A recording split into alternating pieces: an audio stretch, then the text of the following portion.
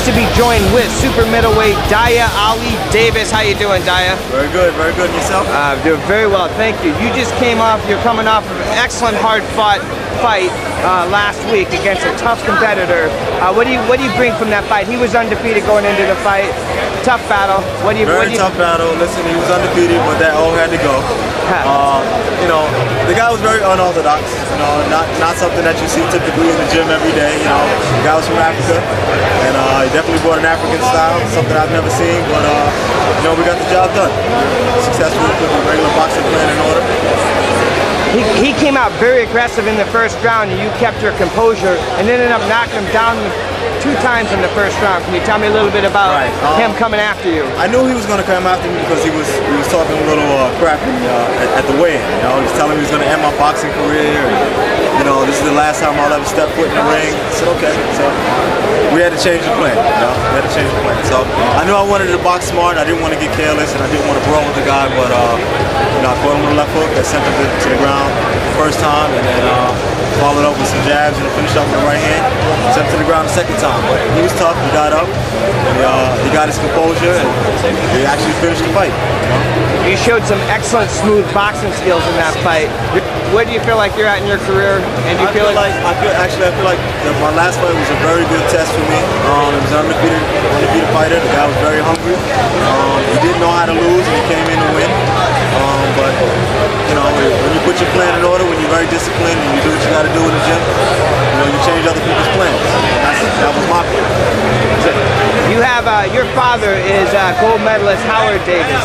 I know that him coming into the pros and you coming into the pro game were 2 different paths. Right.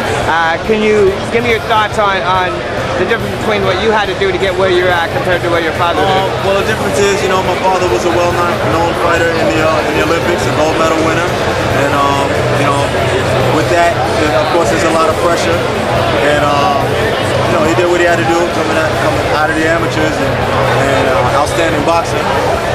As far as me, what it is I have to crawl out of my dad's footsteps, you know. So you know, I do that. I do what I have to do in the gym and plan accordingly.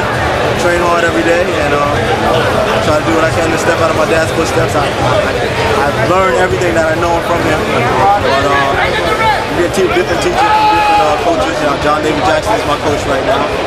Things are going well.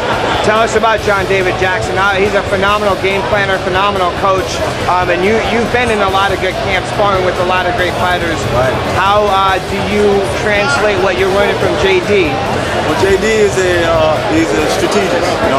You know, he likes to set traps. He likes to work everything behind the jab.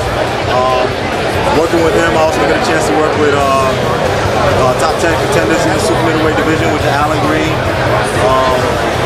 Every now and then I'll spar with other guys, you know, Randall Bailey, who's fighting tonight, and it's very good. You know, it's a good experience for me, and it lets me know where I'm at and what I need to work on to get where I want to be. One of the things I wanted to bring up as well is like how deep your sparring partners, the talented partners that you had sparring with. How do you think that?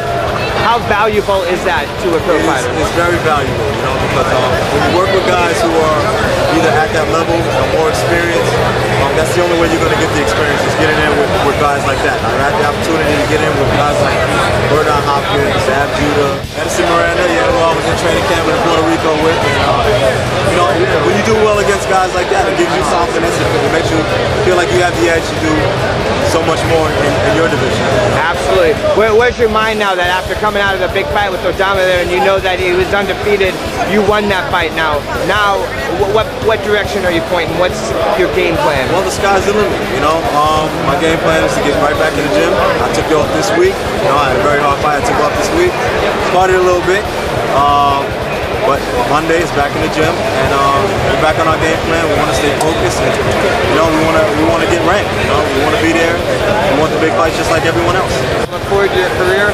Is there anything else that you want to add into this? Well, to all my fans and friends and family out there, stay tuned. And you know, I think I bring a lot of excitement into boxing, and I look forward to continuing doing it. So thank you to all my friends and family. I want to say I appreciate you being humble like all boxers are, and you're a great guy. I wish you the best of luck. Good luck.